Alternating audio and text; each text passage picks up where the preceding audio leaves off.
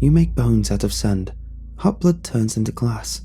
When flesh grows in, invited from the parts of the earth that keep such secrets, a trek through the desert will temper the bones. Like everything else, it starts out fragile. It would have seemed poetic in a way if it hadn't come from the little girl I was sitting across from on the subway. It was actually disturbing as a small, bright face looked at me as she spoke. I looked at her mother, or who I assumed was her mother anyway, and expected something to be said. She just looked down at her phone, scrolling with her thumb intermittently. I looked left and right to see if any other people had heard and were as off-put as I was, but the semi-full subway car didn't carry another person that was paying attention to anything outside themselves. Just me. Me and the little girl that spoke of glass and bones. I opened my mouth but couldn't decide what to say, so I shut it again and pressed my lips into a thin, polite smile. I'd never been good with people, not strangers anyway, and that was under normal circumstances. This didn't feel like normal circumstances. The little girl smiled back and kicked her legs back and forth as she sat on a seat. Unease spread through my body as I looked up away from the child and tried to force my tense muscles to ease up, relax. We passed an intersection at just the right speed for me to catch a glimpse down it. I could see the tunnel of fluorescent lights and tracks going on and on out of sight. It was gone in an instant. I didn't know that there were places where the tracks crossed in the subway, but then again, I'd never ridden one until I moved not long ago. I was still acclimating to public transport as my last home didn't have much to offer. The image of the tunnel, an unexpected gaping hole in the wall, stuck in my head. It's not really like that. My attention snapped back down to the little girl when she spoke again. My stomach tensed up as I looked at her. I tried to push away the feeling like I'd done so many times, trying to swallow my anxiety away. My eyes flickered to her mother again, but she was still concentrating on her phone. What's that, sweetie? I regretted the words as soon as they left my mouth. First of all, calling a random little girl sweetie made me cringe a little, but on top of that, I found myself dreading her response. The subway, it's not like this. Oh, okay. My impulse to try and carry on the conversation to be polite was crushed by my growing unease. It had started as a small bloom in my stomach, but it was vining out and starting to cling to my insides, making my muscles feel like they were forming knots. I smiled again, but it didn't feel polite. It felt desperate. I tried to casually glance around, but once again nobody was paying attention to me or the little girl. I reached into my sweater pocket for the small paperback I usually kept on me. The book was usually a good excuse to keep your head down and keep to yourself. I didn't know if it would dissuade the little girl, but I had to try. My stop wasn't for a while yet. In fact, there wasn't any stop for a while yet, so I knew for certain I would be stuck with her until then. I read a paragraph in my book once, twice, 3 times. I couldn't focus or remember what I read. It's like the words were whispered from far away by my internal voice, and I just couldn't make them out. I sighed, now frustrated on top of everything else, and looked up. Not at the little girl, no, but above her, out the window. We passed another crossing, another tunnel running through the one I was currently gliding down, and I remembered that I never noticed them before. I hadn't been on many trips yet, sure, but it began to seem odd. I put it down to usually being able to read my book with no issue, keeping to myself. Do you want to know about the secret places where flesh is reborn? I didn't even bother looking at her mother for a reaction, or anyone else for that matter. I realized that this child and I were effectively alone in the subway car.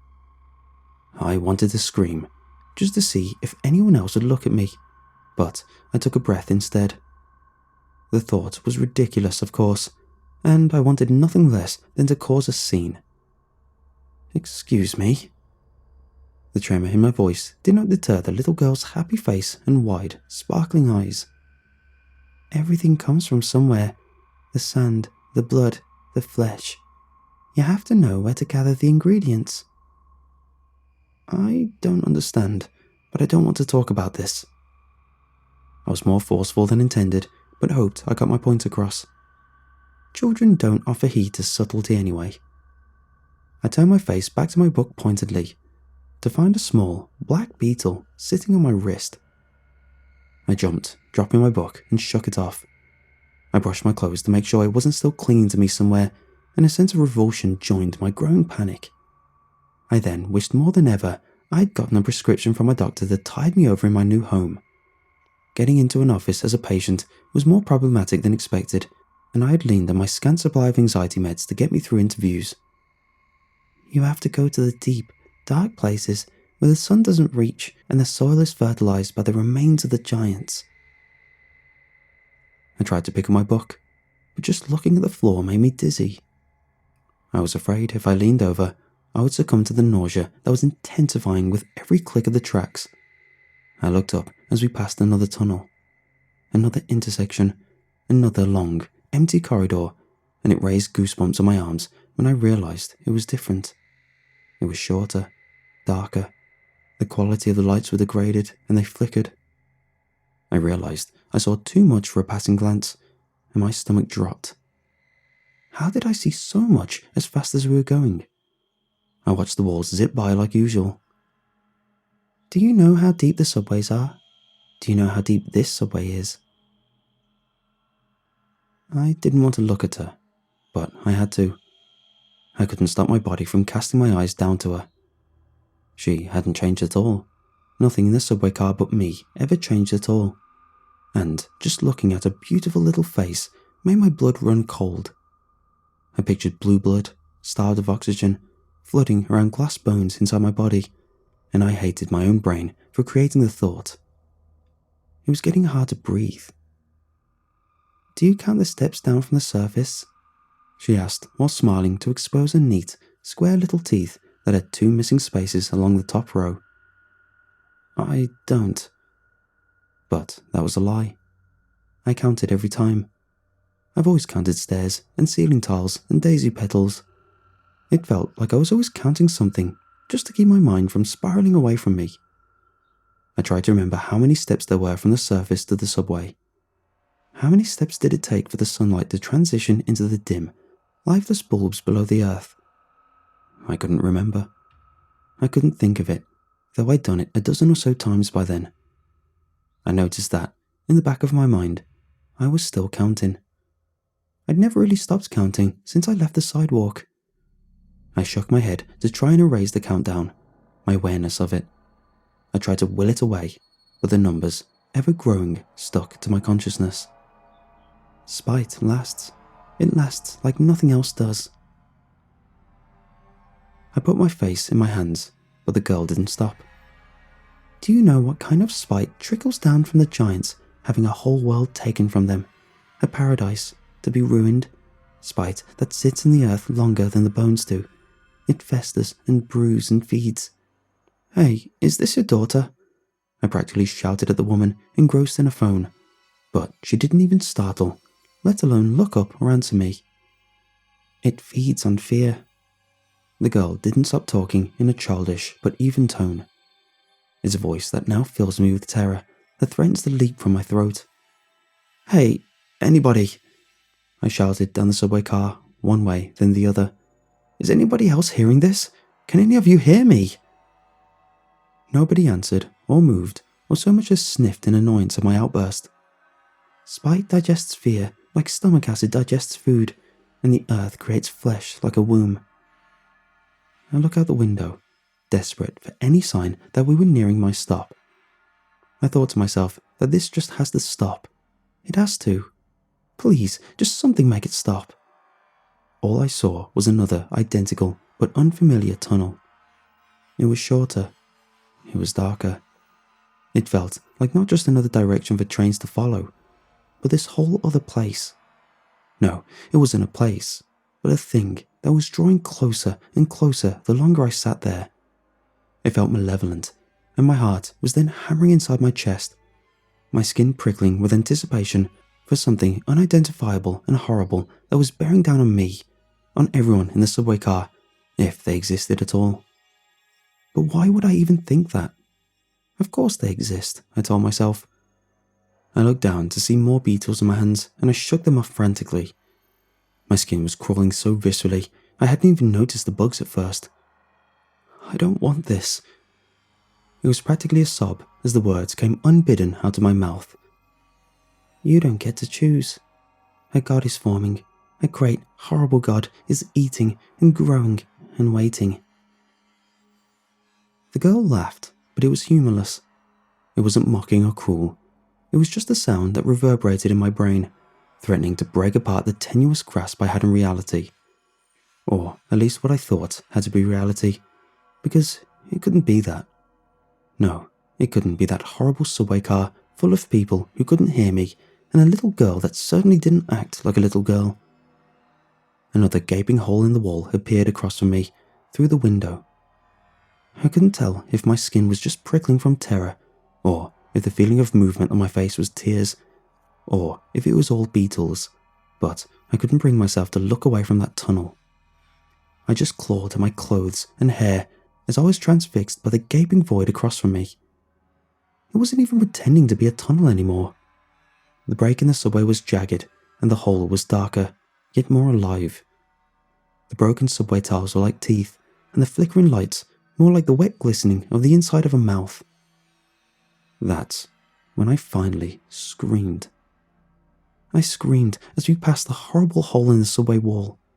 I stood and screamed and brushed more black beetles from my body and screamed. I screamed so hard that my vision went blurry from the effort.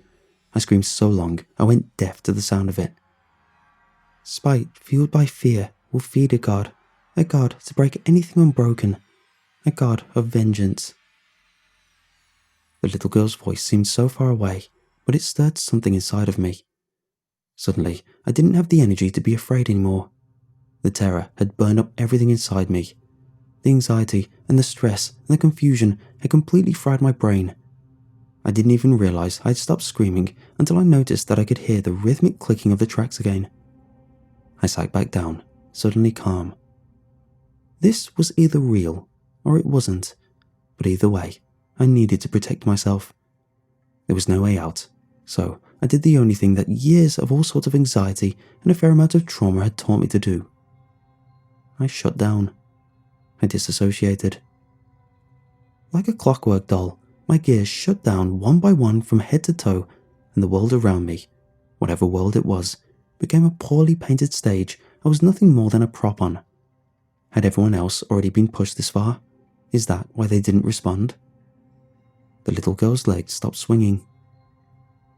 What are you doing? Her tone changed for the first time since she had spoken about the bones made of sand. It seemed like hours ago by then. Maybe a whole day. I'm sorry. I dropped my book. My voice itself sounded like an afterthought, monotone, as I numbly reached to the floor. As I grasped my book, several black beetles fell from my sleeve with their legs curled against their bodies. I dusted off the cover. There we go.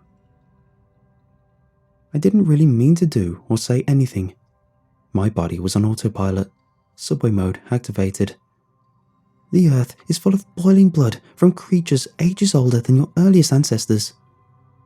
Oh? I cracked open my book. Just an extra in a play, acting out their role as a weekday commuter. The anxiety left and had taken most of my senses with it. You'll all be ruled by an incredible monster. The little girl started yelling and stood on a seat. You'll succumb to an ancient stomach. She may as well have been quiet radio static crackling across from me. I could hear her, but I couldn't process the words in any meaningful way. Everything but basic functioning was turned off. I barely realized I should care, and even that dwindled away. I turned the page of my book, having not read a word. I started counting until it was reasonable for a person actually reading to need to turn another page. I counted to 100, then proceeded as if I had read every sentence. What are you doing? It was her turn to sound scared, maybe angry. It was hard to tell. I looked up, and she was then blocking the window, but I glanced ahead anyway, as if I could see through her, and I could barely see anything from the haze of my own defense mechanism. I just noticed the wall flitting by in my peripheral vision. I looked back down at my book and started counting to the next page. It felt like my organa and bone and brain were wrapped up in cotton. Everything was dampened, muted. It was a comforting feeling. So many times in school, with my family, work, college, in public, I shut down to protect myself and get through whatever horror was happening around me. I heard the girl, or whatever she was, thump back down in her seat. A familiar hiss reached my ears that signified my stop was approaching. I closed my book and put it in my back pocket. I folded my hands in my lap and stared ahead with a polite smile stuck into place. Default, innocuous, a carefully crafted expression as did not invite any attention. The girl's hand suddenly shot out and gripped my arm, incredibly firm for such a small hand, but I didn't so much as flinch. I was used to much harsher treatment from much larger hands. I learned to not react decades ago. Reacting makes it worse, whatever may be coming. Shut down, endure, survive. You won't stay with me? She sounded more like a little girl than she had the whole time. A real little girl. I'm sorry, sweetie. My fake customer service voice dripped from her mouth. This is my stop and I have to go to work, but it's been nice talking to you. I didn't mean any of it, but I didn't have to. But her mother, or whatever it was, finally came to life at that. She pulled the child back into a seat. Come on, hon, leave the nice person alone. It's time for them to go. Maybe next time you'll make a friend that stays longer. The woman smiled at me as I stood and grabbed my things. I mirrored it back at her. I heard the subway car doors open and I moved towards them. It wasn't until I was out and moving quickly to the stairs that my brain allowed me to register what I had seen on my way out. Every other person in the car, every single person who wasn't me, the girl or a mother, was a corpse.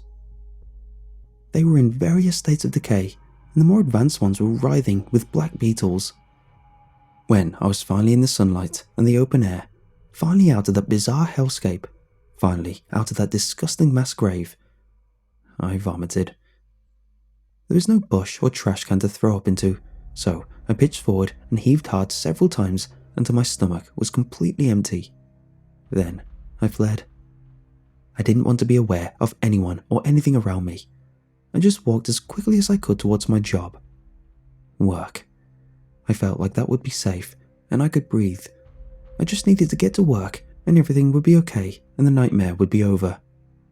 I finally walked into the front doors and it was like walking into a whole new, clean atmosphere, and I could breathe deeply for the first time since I boarded the subway and sat amongst the... I couldn't even think about that though. Whatever it had been. I couldn't let myself think about the trip, or the doctor's appointments I needed, or the therapy I needed, or the exorcism. I didn't have the time or the energy to sort out any of that. Who would believe anything I said? I took a deep breath and started heading to my desk. Hey, early as always. My cubicle neighbour made his way toward me. I looked up and tried to smile, but I must have faltered because his face turned down just a hair. Are you okay? Can I get you a drink? He gestured with his mug of coffee. Yeah, I'm okay. Thank you though. Just a rough subway ride. I laughed as if to brush it off, but it sounded hollow to me. Thinking about a trip from your old job? His eyebrows seemed to arch impossibly high on his head. No, just now, but it's fine. I just want to get to work. I smiled winningly to assure him that I was indeed okay. Instead, he frowned even harder. We don't... He lowered his voice and came a bit closer. We don't have a subway around here. I felt cold all over in an instant. What did I say? I meant food. I hit up Subway for breakfast on my way over. I hoped with every particle of my being that there was actually a decently local Subway sandwich shop. It was a hassle, not worth it. Okay, if you're sure. He considered me for a silent moment, but apparently figured whatever I was going through was harmless. Why don't I grab you a bottle of water? Sure, that would be great. Thanks. I walked back to my desk on numb legs and sat down. I was frozen for a moment. I let myself count to 30, and after that, I had to get moving. No subway here? I'd ridden it over a dozen times. I killed the thought before it could awaken new panic. For 30 seconds, I just sat like a dummy again, pushing everything unnecessary out of my mind. Then I turned on my computer and started unpacking my things. Once everything was in its place for the day, I reached into my sweater pocket. The book was more than just for emergency reading. It was a comfort. It helped ground me when everything else felt wrong.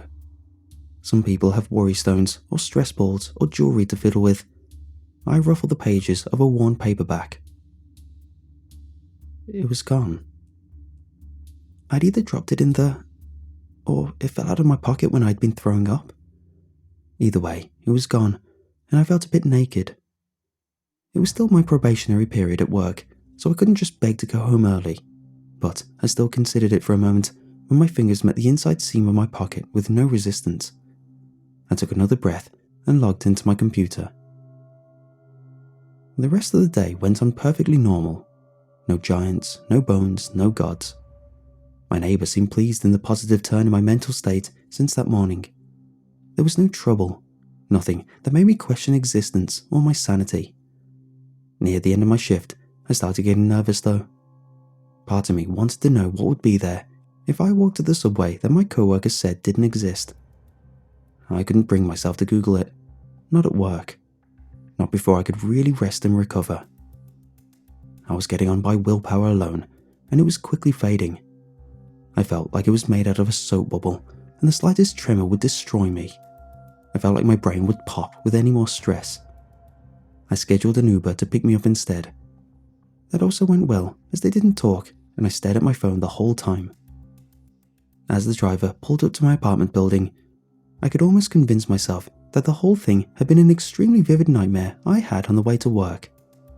The subway existing or not, who knows? Maybe I was walking the whole time and just made up the subway to protect myself. I knew that didn't make sense, but I didn't care. I was beyond exhausted. I just wanted a hot shower and my bed. No, I needed an extremely hot shower, and then to fall into a sleep, damn near like a coma. I unlocked my apartment door and pushed it open. I heard something scrape across the floor, and I looked down, just to have panic flood through me all over again. Fresh, ice-cold terror washed away any other thoughts as I looked at the floor. It was my book.